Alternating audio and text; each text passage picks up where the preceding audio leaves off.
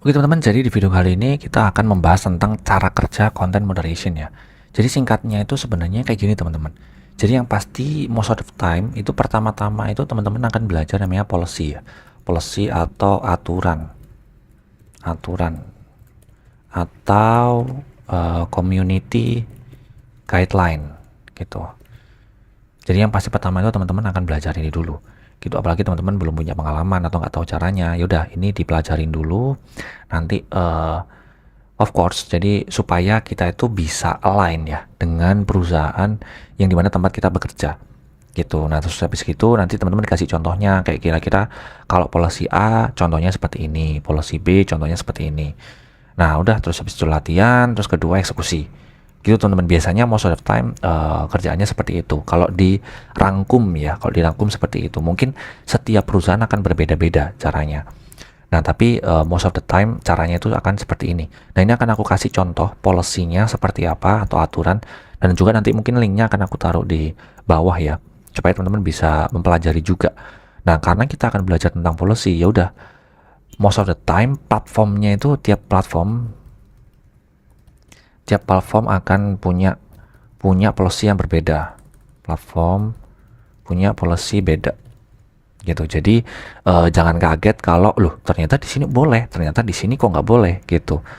Nah ini akan aku kasih contoh aja. Jadi di sini ada beberapa, itu ada X, ini bisa diakses secara secara publik ya.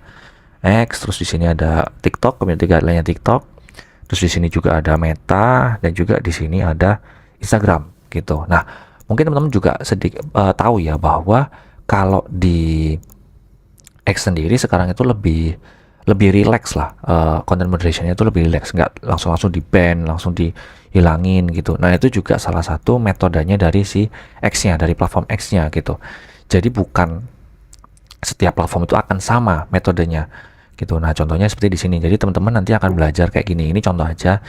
uh, oh ternyata di X sendiri itu untuk safety-nya dia itu ingin mengamankan tentang violent content gitu. Jadi dia itu akan sedikit kayak melabeli, oh ternyata ini tuh violent gitu, atau yang lain.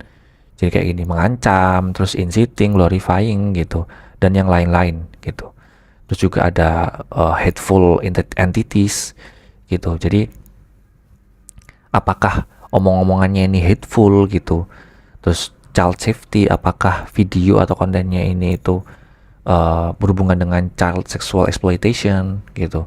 Jadi nanti teman-teman akan pelajari banyak banget, ada berhubungan dengan suicide, adult content, illegal or certain regulated gitu. Nah ini teman-teman pelajari karena ya you know lah, di konten tuh sangat broad banget ya, sangat broad dan juga sangat lebar. Jadi bahkan ada juga orang-orang yang berusaha untuk istilahnya mencurangi supaya kontennya tetap upload, tapi uh, kayak diedit yang nggak kelihatan lah. Nah itu tuh tanda-tanda mereka pengen tetap upload, cuman dia mengakali lah. Terus juga di sini ada TikTok. Nah TikTok ini teman-teman bisa cek, ini ada safety and civility-nya. Ini ada berhubungan dengan hate speech. Nah hate speech ini kan tiap negara kan berbeda ya. Jadi teman-teman harus punya pemahaman bahwa hate speech, misalnya aku anak Indonesia, orang Indonesia, ya udah di Indonesia itu hate speech-nya levelnya seperti apa. Mungkin di luar negeri, di Eropa, di Amerika, level hate speech-nya itu jauh banget daripada Indonesia. Nah itu teman-teman harus paham gitu, karena tiap country juga akan berbeda gitu. Terus juga ini ada violent and hateful organization and individuals. Terus ada youth sexual physical abuse gitu. Nah ini teman-teman pelajari aja, dibaca terus oh ternyata seperti ini gitu ya. Mungkin nanti kalau di kerjaan akan sedikit berbeda ya, karena aturannya mungkin juga aturan di dalam sama aturan yang kelihatan di sini agak sedikit berbeda. Cuman ya itu teman-teman bisa pelajari aja di sini. Aku sendiri nggak mungkin bisa dan nggak mungkin mau untuk nge-share ya, karena itu semua yang confident. Kok confident? Itu semua rahasia perusahaan. Aku nggak akan confidential. Sorry, kok confidential. Aku nggak mungkin bisa nge-share gitu, karena nanti aku yang akan dipecat gitu kan.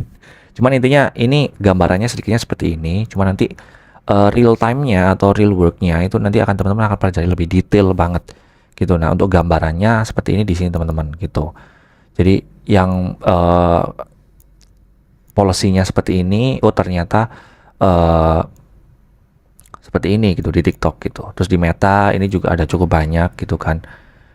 Ini di Readmore aja gitu. Jadi ternyata yang berhubungan dengan bullying ini banyak gitu. Terus juga dia kalau nggak salah ada cukup banyak tadi di sini. Nah, safety-nya ada adult sexual exploitation, bullying, child sexual exploitation, human exploitation. Nah, ini cukup banyak. Adult nudity, sexual activity, ini juga cukup banyak gitu. Nah, nanti teman-teman akan melihat konten-konten seperti ini gitu. Ada fraud juga di X, di IG kurang lebih juga cukup sama sih, mirip-mirip kayak Meta. Jadi kayak ada yang berhubungan dengan juga dengan terorisme, organized crime, hate groups, terus sexual service, offering sexual service, buying and selling firearms, gun kayak senjata, alkohol gitu. Itu ada juga yang kayak gini gitu. Nah, ini aturannya seperti itu teman-teman. Jadi teman-teman harus pelajari dulu. Nah, setelah teman-teman udah tahu polisinya, nanti teman-teman akan kayak dikasih contoh nih. Oh, ternyata konten seperti ini itu masuk ke, misalnya nih contoh ini ya. Misalnya di sini ada konten video gitu. Nah, videonya ini ternyata ada orang yang ini teman-teman, bunuh diri. Kan banyak tuh bunuh diri live kan. Bunuh diri live loh. Gimana coba? Aku jadi bingung ya teman-teman. Ada konten yang berhubungan dengan bunuh diri. Nah, ternyata di policy kita, di policy atau community guideline, itu nggak boleh teman-teman. Bahwa kita tuh nggak boleh menampilkan video atau live reels gitu, itu yang bunuh diri. Jadi konten ini akan kita take down gitu. Could be take downnya 15 menit kemudian atau 1 jam kemudian atau bahkan semenit gitu. Jadi konten ini akan kita take down gitu. Atau semisal nih bunuh dirinya kayak nggak kelihatan atau aksi kekerasannya nggak terlalu kelihatan gitu, ya udah nanti kita itu akan lebih ke ngasih catatan bahwa ngasih notes bahwa ya konten ini itu berpotensi mengarah ke kekerasan gitu, atau ke nudity, atau ke bunuh diri gitu.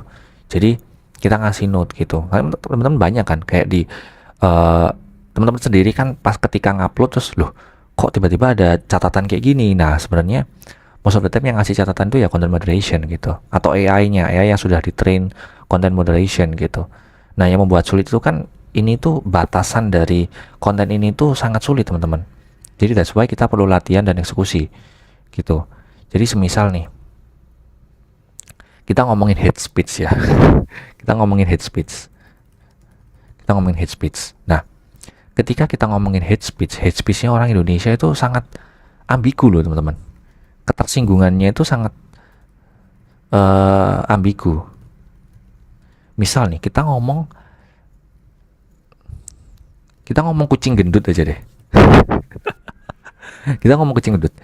Ini mungkin ada beberapa orang itu biasa, tapi ada beberapa orang ini tuh yang loh mohon maaf nih, emang nggak boleh kucing gendut gitu. Padahal sebenarnya kucing gendut itu secara saintifik ya nggak bagus juga buat kucingnya gitu. Cuman ketika ada orang-orang yang memang pengen kucingnya gendut ya mereka akan tersinggung, mereka akan menandai bahwa ini tuh hate speech gitu. Nah, emang nggak boleh kucing gendut gitu. Nah, nanti ketika di kontennya ini tuh dia upload atau menyindir atau ngomongin tentang kucing gendut, ya udah dia akan biasanya orang-orang kayak gitu tuh akan report gitu. Nah, kita sebagai content moderation, nah ini memang kucingnya gendut gitu. Terus kenapa? Nah, berarti kita akan either kita ngelolosin kontennya tetap live, tetap online, atau ya kita kasih catatan kayak gini, atau kita take down gitu. Nah, itu harus disesuaikan dengan policy perusahaan ya teman-teman ya, atau aturan dengan perusahaan gitu. Jangan berdasarkan teman-teman sendiri. Gitu sih teman-teman. Contohnya seperti itu ya. Ini hate speech di Indonesia dan di Eropa mungkin beda lagi gitu. Jadi teman-teman harus pelajari local knowledge-nya seperti apa. Gitu teman-teman ya. Oke, semoga membantu.